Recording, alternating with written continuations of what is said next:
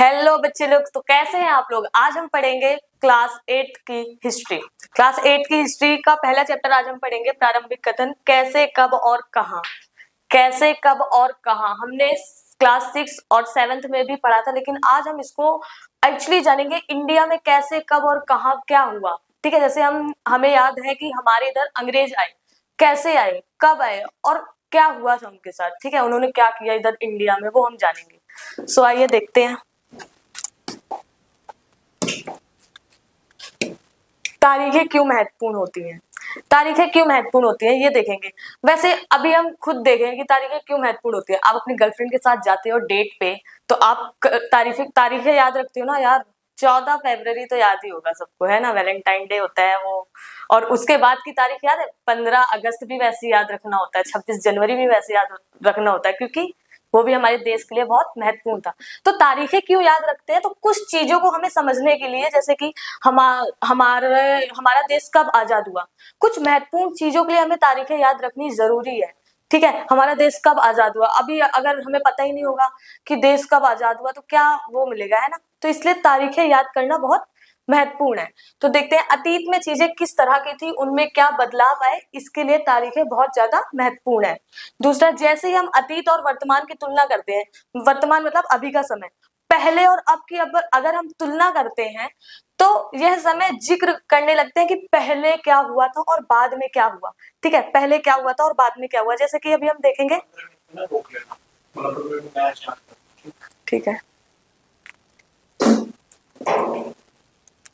तो नेक्स्ट, जैसे ही हम अतीत और वर्तमान की तुलना करते हैं, हम समय का जिक्र करने लगते हैं, हम पहले और बाद में की बात करने लगते हैं। जैसे अभी हम ही अपने किसी भी चीज को, किसी भी टॉपिक को लेके बातें करते हैं कि यार पहले ऐसे हुआ था, फिर ऐसे हो गया, यार पहले तो अच्छी थी लेकिन बाद में खराब हो गई। ठीक है, गर्लफ्रेंड की बात कर लेते हैं, बॉयफ्रेंड की बात कर लेते हैं कि यार पहले तो बड़ी अच्छी थी, शुरू में तो बहुत अच्छे होते हैं, बाद में पता चलता है क्या लड़ाइयां होती है ना, वैसे टाइप का। तो पहले अतीत में क्या था और वर्तमान में कैसी है वो देखना है हमें। तो वैसे हमें अपनी हिस्ट्री भी याद रखनी चाहिए। जैसे आप 14 फरवरी याद रखते हो ना, वैसे हमें अपनी हिस्ट्री भी याद रखनी जरूरी है भाई। ठीक है, रॉबर्ट क्लाइव ने जेम्स रेनेल को हिंदुस्तान का नक्शा तैयार करने को कहा। ठीक है, भारत पर अंग्रेजों की विजय स्थापित करने की प्रक्रिया में नक्शा तैयार था। तो रॉबर्ट क्लाइव थे जिन्होंने जेम्स रेनेल को बोला कि इंडिया का नक्शा तैयार करना है। ठीक है, इंडिया का नक्शा तैयार करना है, हिंदुस्तान का नक्शा तैयार करना है। देखो थोड़ी फोटोज डाली है, ऐसे ही देख लेते हैं। देखो इसमें थोड़ा बहुत दिख रहा होगा। तो इंडिया का नक्शा तैयार करना है, तो उसने ये बताने की कोशिश की कि जो भारत है, इंडिया है, उसके अंदर कैसे विजय पाई अंग्रेजों ने। ठीक है, स्थापित किया, अंग्रेजों की विजय स्थापित कैसी हुई, वो वाला नक्शा पूरा तैयार करना है। ठीक है, भारत के प्रथम गवर्नर जनरल वॉरेन हेस्टिंग के शासन से शुरू होते हैं और आखिरी वायसराय लॉर्ड माउंटबेटन के साथ खत्म होता है। मतलब ये बताने की कोशिश कर रहे हैं कि जो हमें एक ऐसी याद करना तारीख क्यों महत्वपूर्ण है। हम कुछ चीजों को ऐसे देखते हैं कि ठीक है, 1857 में एक विद्रोह हुआ था, 1947 में हमारा देश आजाद हुआ था, इसको याद करने के लिए हमें तारीखें बहुत ज्यादा महत्वपूर्ण है। ठीक है, लेकिन कुछ चीजें, जैसे भारत के प्रथम गवर्नर जनरल कौन बने। ठीक है, भारत के प्रथम गवर्नर जनरल वॉरेन हेस्टिंग्स बने। ये यहाँ से लेके उसके बीच में बहुत सारे बने होंगे, लेकिन पहले कौन बना और लास्ट में कौन बना वो देखने के लिए, वो भारत के मतलब वो बताने के लिए, कहाँ से शुरू हुआ कहाँ पे खत्म हुआ, ये अतीत बताने के लिए हमें तारीखें बहुत ज्यादा महत्वपूर्ण हो जाती हैं। दूसरा देखते हैं, हम अवधियां कैसे तय करते हैं। अभी अवधियां कैसे तय करते हैं, इस अवधि से इस अवधि के बीच में क्या हुआ। ठीक है, हम देखेंगे जो जेम्स मिल है, जो हमारे जेम्स मिल है, उन्होंने ना हमारी इंडिया के बारे में भी बोला है, मतलब कि इंडिया में अच्छा हुआ अंग्रेजों ने शासन किया। अंग्रेजों ने शासन इसलिए कि अगर अंग्रेज शासन ना करते तो इंडिया का हाल कुछ वैसा ही रहता, तो इंडिया पे और ज्यादा दबदबा बनाना था अंग्रेजों को, ऐसा टाइप करके उन्होंने भी ना हमारे जो इतिहास है उसको 3 कालखंडों में भी बांटा था। ठीक है, अभी हम उसको देखेंगे। 1817 में स्कॉटलैंड के अर्थशास्त्री और राजनीतिक दार्शनिक जेम्स मिल, ये देखो जेम्स मिल थे। इस पे ग्रीन चलेगा, रेड लेते हैं। जेम्स मिल थे, ग्रीन ही आया। जेम्स मिल थे 1817 के के अर्थशास्त्री, वो एक अर्थशास्त्री भी थे, वो एक राजनीतिक दार्शनिक भी थे। उन्होंने एक अपनी बुक लिखी the history of British India. कौन सी बुक लिखी? The history of British India. उन्होंने अपनी किताब में क्या क्या लिखा उसके बारे में बताया। उस किताब में उन्होंने भारत को ना 3 भागों में बांटा था, भारत के हिस्ट्री को 3 भागों में बांटा था। कैसा? उन्होंने पहले हिंदू, मुस्लिम और ब्रिटिश 3 भागों में बांटा। इसको ऐसे देखते हैं, थोड़ा न्यू पेज लेते हैं, इसमें ऐड करते हैं। जेम्स मिल के अनुसार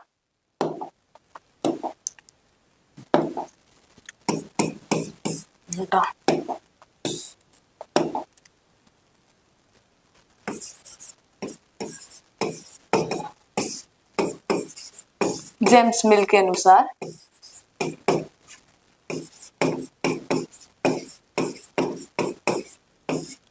जेम्स मिल के अनुसार उन्होंने हिस्ट्री को 3 भागों में बांटा था। इतिहास, इतिहास को उन्होंने 3 भागों में बांटा। अभी इसको देखते हैं, ठीक है। जैसे कि हम भी इतिहास को वैसे 3 भागों में बांटते हैं, ठीक है। हम क्या बांटते हैं? पहले हम बोलते हैं प्राचीन,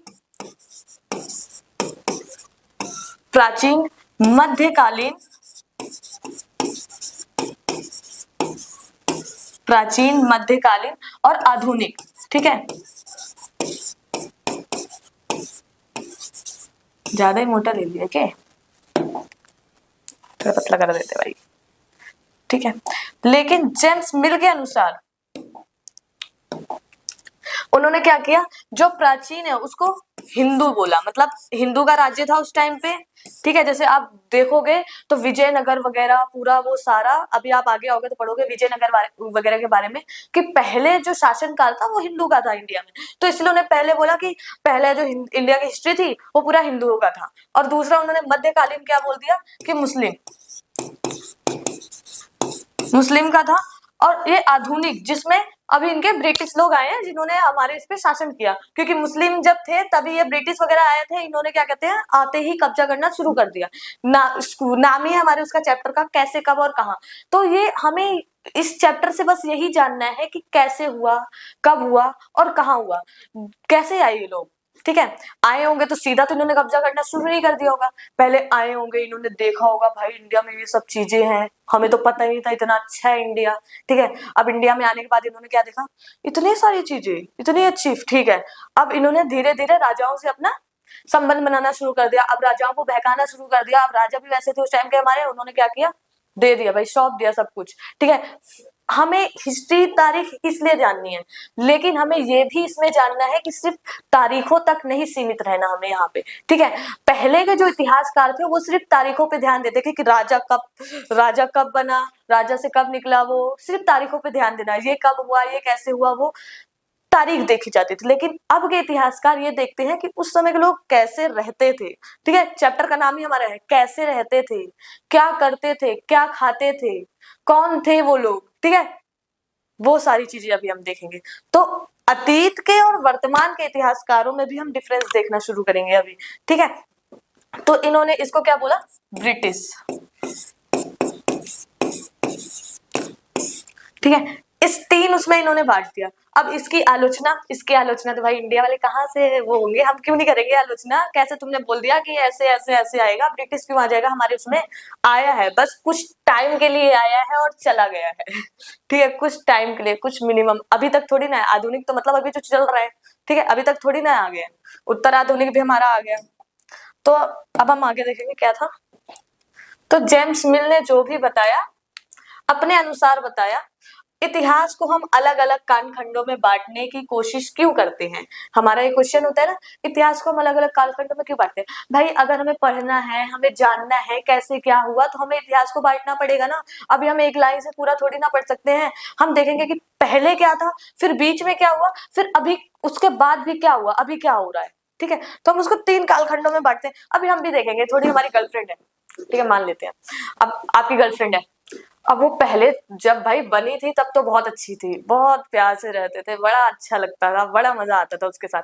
लेकिन फिर बीच में ठीक है, थोड़ी बहुत ठीक है, फिर भी एंड तक आते आते क्या हुआ? लड़ाइयां शुरू हो गई, ब्रेकअप हो गया, खत्म, खलास, फिर दूसरी शुरू की, फिर वही चलता रहा। तो हमें समझने के लिए हिस्ट्री को फिर आप वही चीज अपने दोस्तों को बताते हो ऐसा ऐसा हुआ, ठीक है, तो उसके बारे में भी जानेंगे। अभी ना हमें इसमें एक चीज और पढ़नी है, प्रथम और द्वितीय स्रोत, वो शायद नोट्स में होगा नहीं, वो मैं आपको एक्स्ट्रा पढ़ाऊंगी अलग से। प्रथम और द्वितीय स्रोत भी है आपके चैप्टर में, तो उसके बारे में भी हम जानेंगे क्या होता है प्रथम और द्वितीय स्रोत, ठीक है। उसमें आपको बहुत अच्छे एग्जाम्पल देके बताऊंगी ऐसे ही। तो ये देखते हैं, हिंदू, मुस्लिम और ब्रिटिश को उन्होंने बांट दिया था कि हमें क्यों कालखंडों में बांटना चाहिए।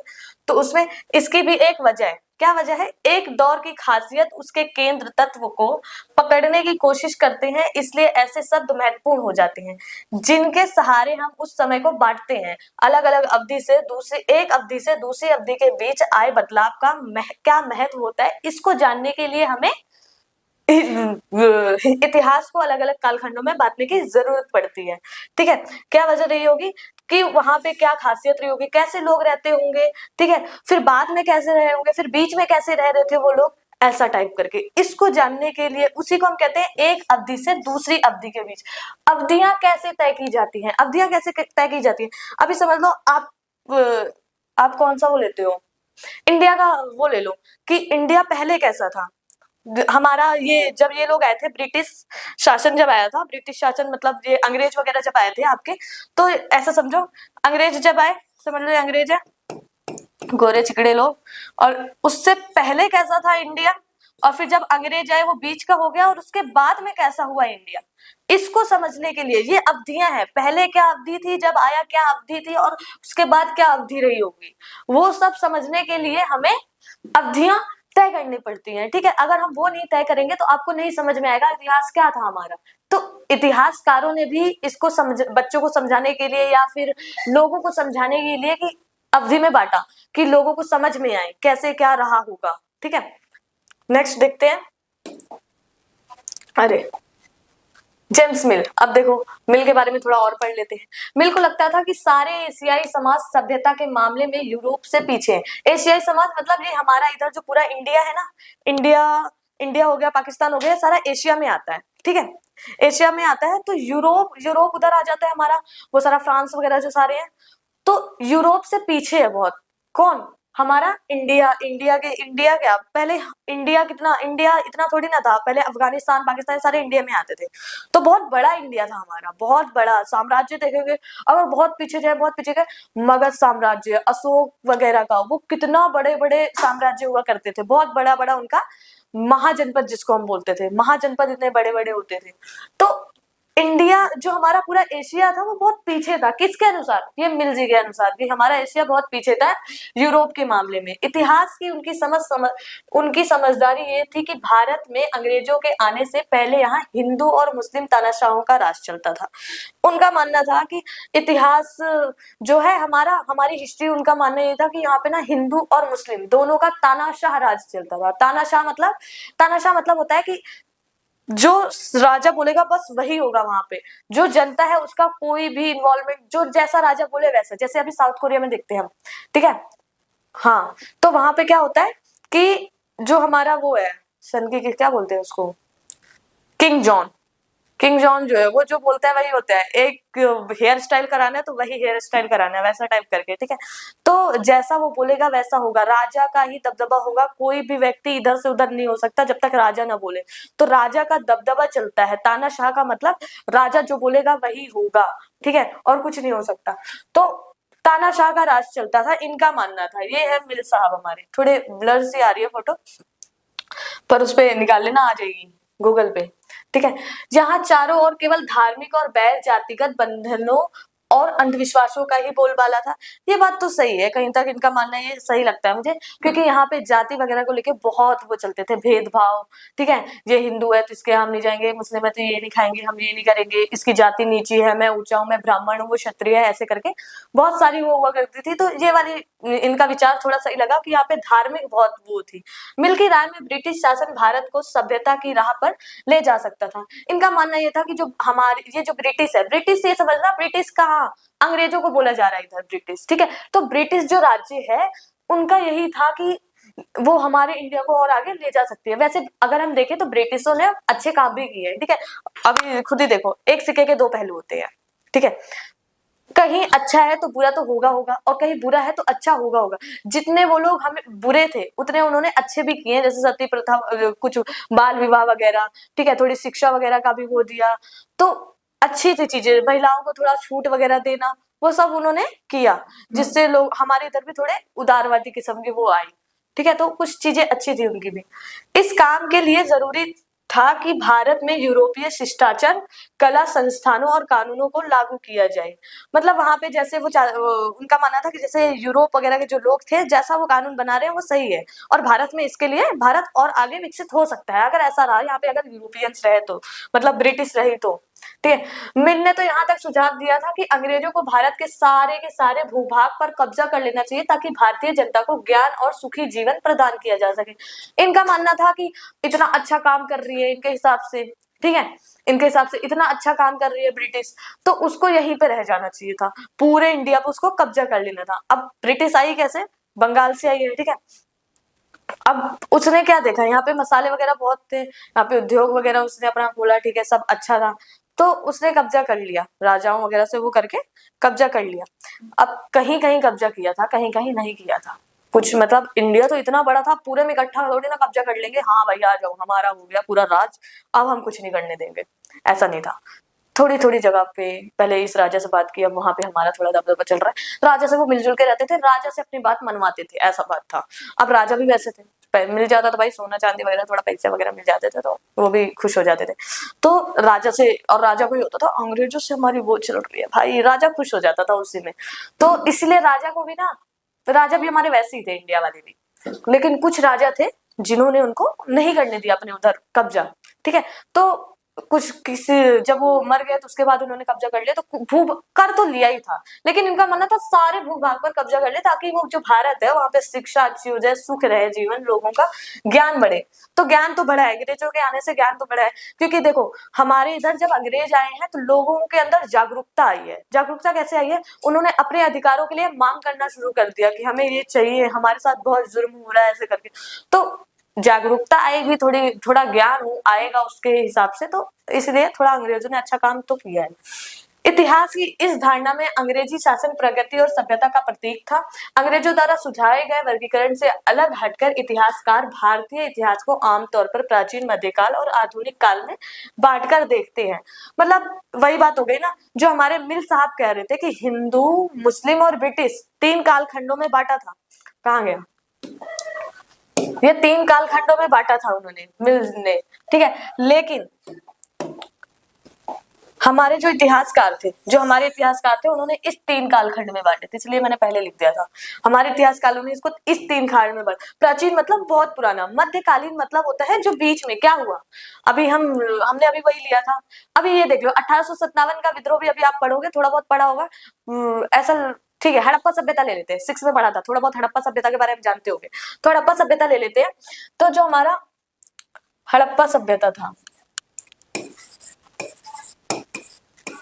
हड़प्पा सभ्यता, हड़प्पा सभ्यता। अब हम देखेंगे कि हड़प्पा सभ्यता जो है, इससे पहले लोग कैसे रहते थे, क्या हुआ होगा, ठीक है। तो इससे पहले हमने देखा कि भाई वेद वगैरह थे, तो तांबे लोगों ने जलाना शुरू कर दिया। जो हड़प्पा सभ्यता था वो शहरी हो गया, हड़प्पा सभ्यता में शहरी तरह से रहते थे। लेकिन ये लोग कैसे रहते थे, ये थोड़ा गांव वगैरह में रहते थे। इनका हाथ ताम्र पाषाण काल आ गया था, ठीक है, इतना डीप नहीं पढ़ना मतलब लोहे वगैरह का आविष्कार हो गया था। हड़प्पा सभ्यता से पहले लोहे वगैरह आ गए थे, तांबे वगैरह आ गए थे, हड़प्पा सभ्यता में अच्छे से रहने लगे। उसके बाद क्या हुआ, हड़प्पा सभ्यता के बाद क्या हुआ वो देखेंगे। तो इसको, तो ये हमने क्या मान लिया, ये हमारा प्राचीन हो गया, ये हमारा मध्य हो गया, और ये हमारा आधुनिक हो गया। उस हिसाब से हमारे इतिहासकारों ने इसको बांटा है, ठीक है। ये वाला नहीं था क्या, ये वाला था, ठीक है। पश्चिम में आधुनिक काल को विज्ञान, तर्क और लोकतंत्र, मुक्ति और समानता जैसे आधुनिकता की ताकतों के विकास का युग माना जाता है। अंग्रेजों के शासन वाले युग को औपनिवेशिक युग कहा जाता है।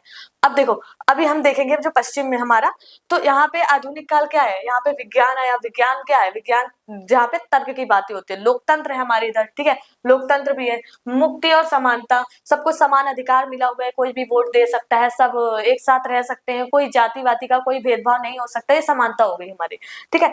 तो उसको क्या माना गया, ये हमारा आधुनिक है, क्योंकि भाई मध्य में तो था ना थोड़ा बहुत वो जाति वगैरह को लेके, ब्राह्मण क्षत्रिय शूद्र वो सारा वो हमारा इसमें आ जाता है मध्यकालीन में। तो अभी आधुनिक में क्या हुआ, आधुनिक में देखेंगे कि सब कुछ समान हो गया, लोकतंत्र आया हमारे इधर, विज्ञान आया, तर्क पे लोग बातें करनी शुरू कर दी। तो लेकिन औपनिवेशिक युग क्या होता है, औपनिवेशिक युग होता है अंग्रेजों का जो शासन वाला युग था उसको औपनिवेशिक युग कहते हैं। अब औपनिवेशिक क्या होता है वो भी देखेंगे। औपनिवेशिक क्या होता है, जब एक देश दूसरे देश पर, ठीक है, जब एक देश दूसरे देश पर दबदबे से इस तरह राजनीतिक, आर्थिक और सामाजिक सांस्कृतिक बदलाव लाए तो इस प्रक्रिया को औपनिवेशिक कहा जाता है।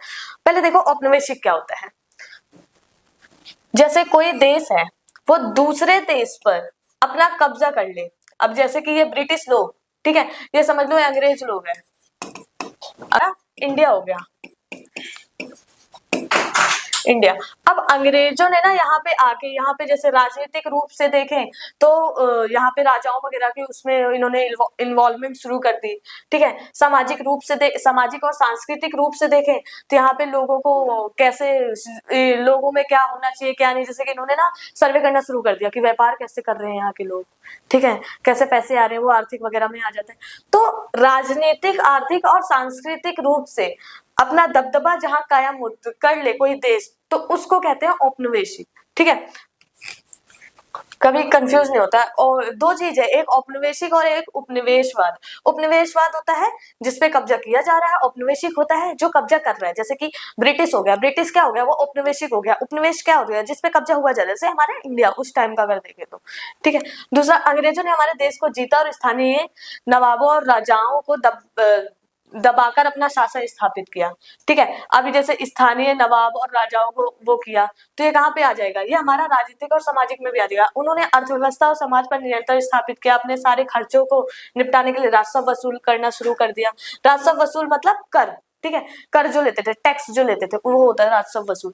तो ये खर्चे वगैरह ये किसमें आ जाएगा, ये हमारा आर्थिक उसमें आ जाएगा। इन्होंने आर्थिक रूप से भी हमारे इंडिया पे कब्जा करना शुरू कर दिया। ब्रिटिश शासन के कारण यहाँ के मूल्यों, मान्यताओं, पसंद नापसंद, रीति रिवाज व तौर तरीकों पे बदलाव आए। अब जब ये ब्रिटिश शासन आए तो यहाँ पे क्या क्या आया, यहाँ पे हुआ कि इन्होंने ना हमारी पसंद नापसंद देखा, रीति रिवाज कैसे चल रहे हैं, वो सारी तरीकों को इन्होंने देखा, उसमें थोड़े बहुत बदलाव किए, तो उसको वो हमारा किसमें आ जाएगा, सामाजिक। इन्होंने सांस्कृतिक रूप से भी इन्होंने अपना कब्जा करना शुरू कर दिया, ठीक है।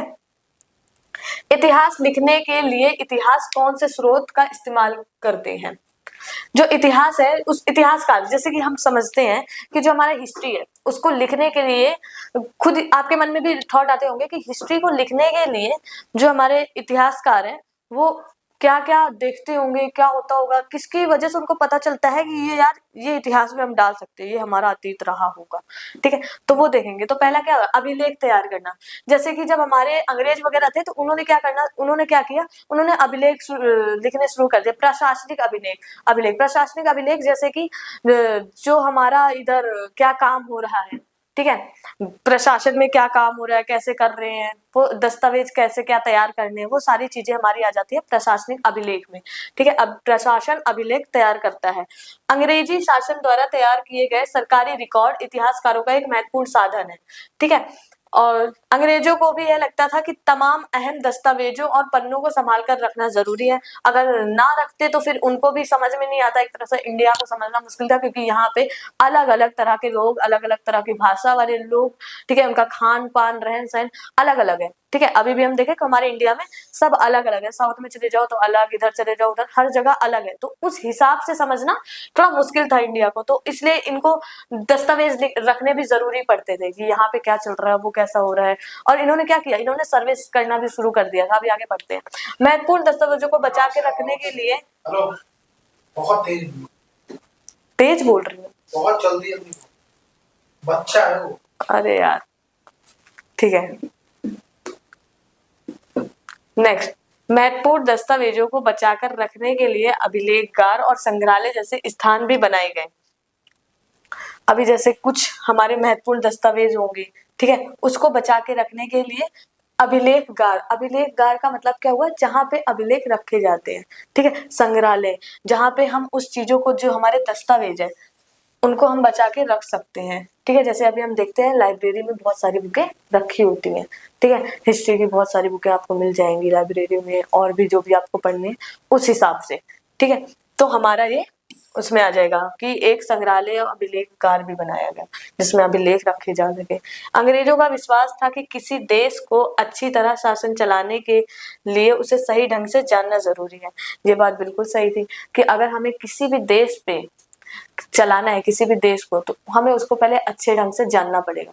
ठीक है, देश में क्या चल रहा है, कैसे हो रहा है, उसलिए वो दस्तावेज भी रखते थे कि यहाँ पे ऐसा हो रहा है, जल्दी से लिख लिया, ठीक है, यहाँ पे ऐसा हो रहा है, ठीक है, ये एक अभिलेख हो गया, ये एक दस्तावेज हमने ये संग्रहालय में रख दिया, यहाँ रख दिया, उस हिसाब से।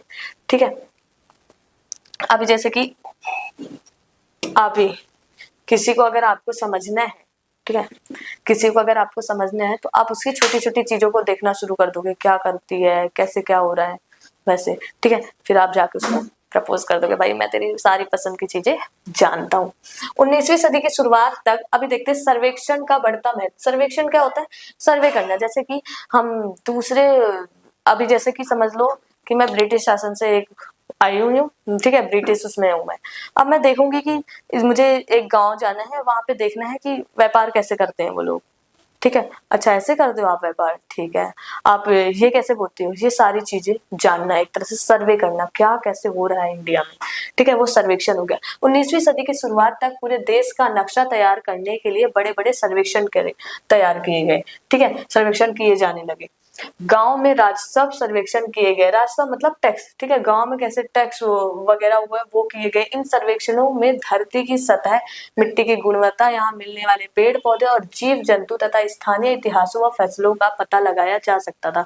उन्होंने वो सर्वे शुरू कर दिए कि यहाँ पे कैसी मिट्टी है, यहाँ पे यहाँ पे कैसे पेड़ पौधे पाए जाते हैं इंडिया में। ठीक है, और जीव जंतु कैसे पाए जाते हैं, फसल कैसे उगाई जाती है, ये सारी चीजें।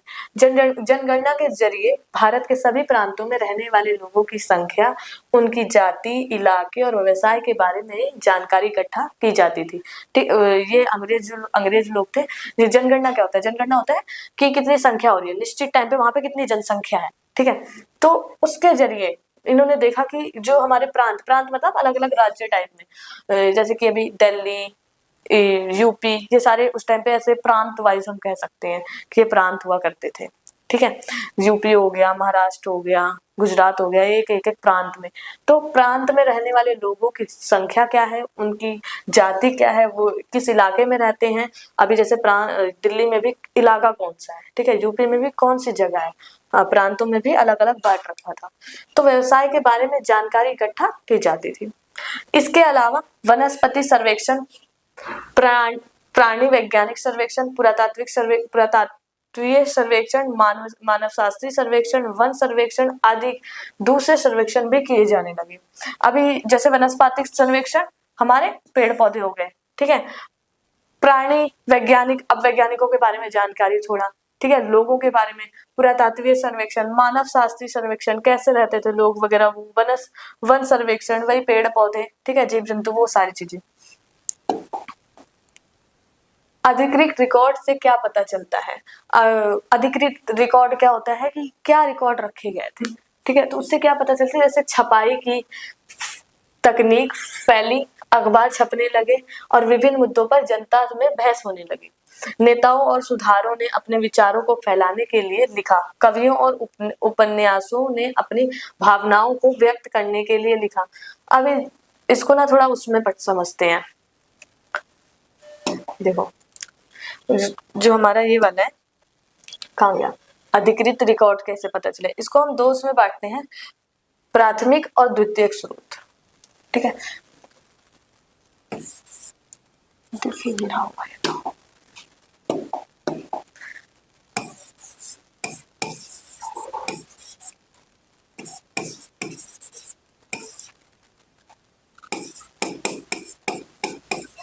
प्राथमिक स्रोत और द्वितीयक।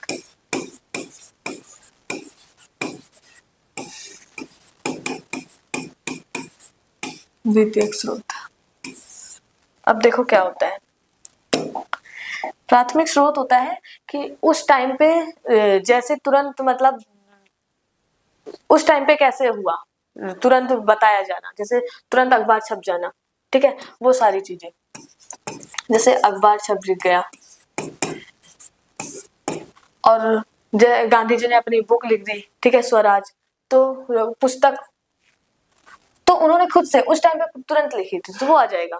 जो तुरंत किया जाता है उसी टाइम जो होता है वो हमारा प्राथमिक में आ जाता है। द्वितीयक क्या होता है, ऐसे बताती हूँ। द्वितीयक क्या होता है, द्वितीयक होता है उसी चीज को दोबारा से वो करना। अभी जैसे कि उस टाइम पे क्या हुआ था उसको इतिहासकारों ने एक पुस्तक में बताया हमें, ठीक है। अभी जैसे एक एग्जांपल लेते हैं, आपकी गर्लफ्रेंड है, आपने उससे बात की, ठीक है, उस टाइम जो बात की वो प्राथमिक थी, आपने उसको उस बात को अपने दोस्त को जाके बता दिया, वो द्वितीयक हो गई, उसको बाद में बता देना। अभी जैसे उस टाइम पे जो हुआ था वो हमारा प्राथमिक था कि ब्रिटिश शासन आई थी, ठीक है, उस टाइम जब आई थी वो हमारा प्राथमिक था। लेकिन उसके बारे में अलग अलग लेखकों ने लिखा, कैसे क्या हुआ था, क्या हाँ, इतिहासकारों ने अलग अलग उसमें लिखा क्या हुआ था, तो वो सारी चीजें क्या आ जाएगी, द्वितीयक में आ जाएगी।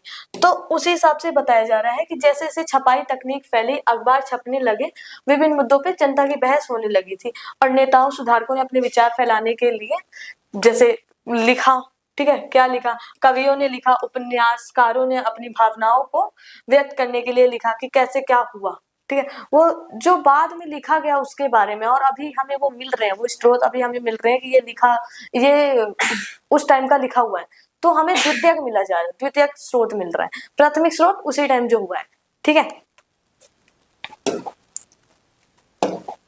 नेक्स्ट, सो आज के लिए इतना ही, थैंक यू।